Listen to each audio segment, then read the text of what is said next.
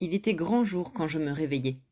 Auprès de mon lit était d'un côté monsieur de Pérourade, en robe de chambre, de l'autre un domestique envoyé par sa femme, une tasse de chocolat à la main. Allons, debout, Parisiens, voilà bien mes paresseux de la capitale, disait mon hôte pendant que je m'habillais à la hâte. Il est 8 heures et encore au lit. Je suis levé, moi, depuis 6 heures. Voilà 3 fois que je monte. Je me suis approché de votre porte sur la pointe des pieds. Personne, nul signe de vie. Cela vous fera mal de trop dormir à votre âge. Et ma Vénus que vous n'avez pas encore vue. Allons, prenez-moi vite cette tasse de chocolat de Barcelone. Vraie contrebande. Du chocolat comme on n'en a pas à Paris. Prenez des forces, car lorsque vous serez devant ma Vénus, on ne pourra plus vous en arracher. En 5 minutes, je fus prêt, c'est-à-dire à moitié rasé, mal boutonné, et brûlé par le chocolat que j'avalais bouillant. Je descendis dans le jardin et me trouvai devant une admirable statue.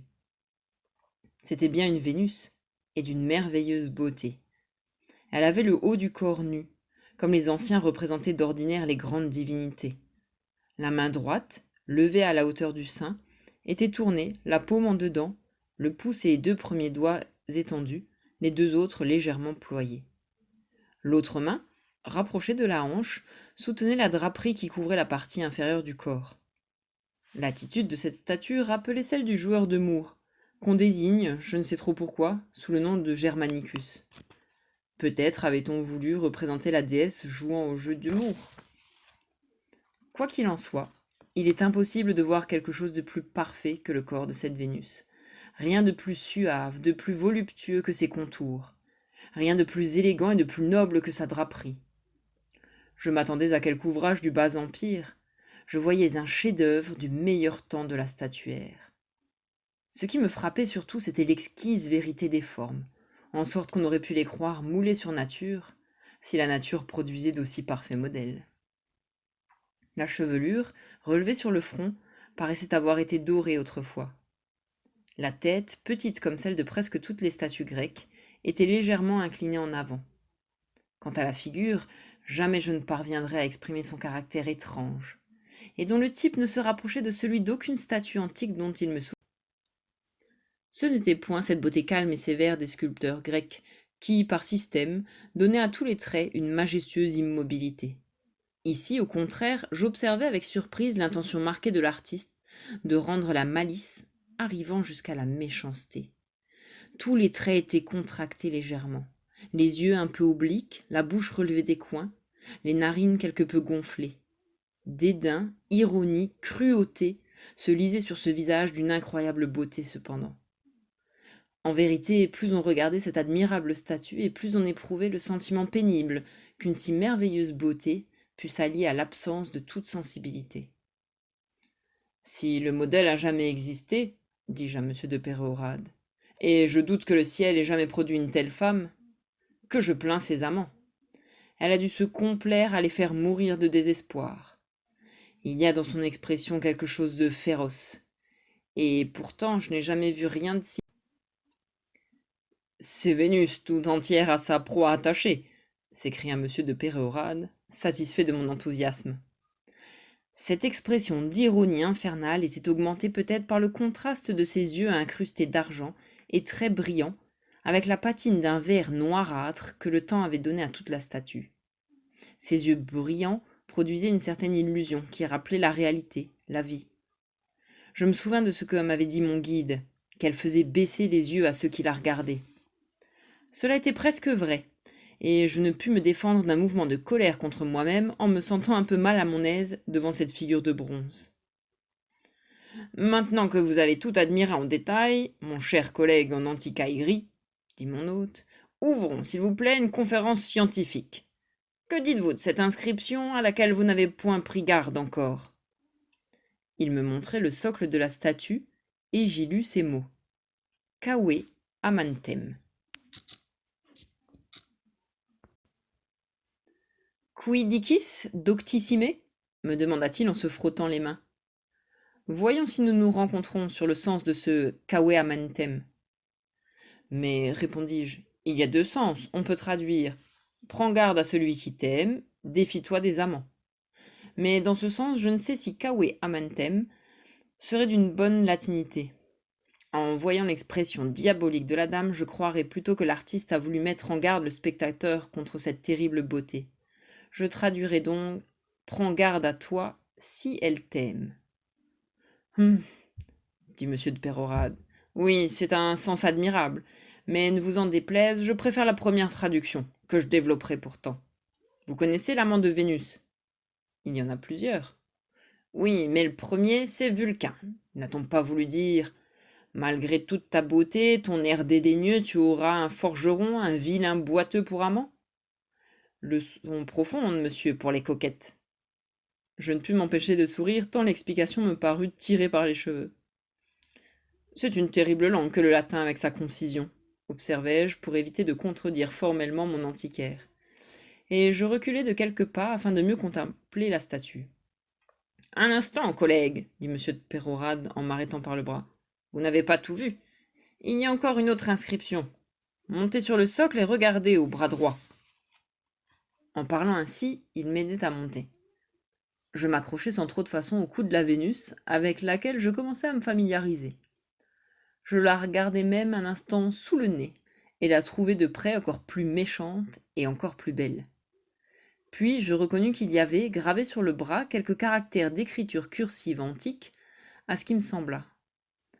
À grand renfort de bésigle, j'éplai ce qui suit, et cependant monsieur de Pérorade répétait chaque mot à mesure que je le prononçais, approuvant du geste et de la voix.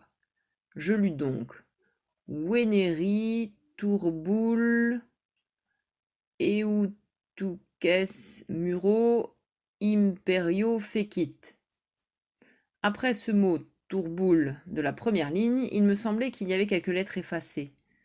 Mais tourboule était parfaitement lisible. Ce qui veut dire, me demanda mon hôte, radieux et souriant avec malice, car il pensait bien que je ne me tirerais pas facilement de ce tourboule.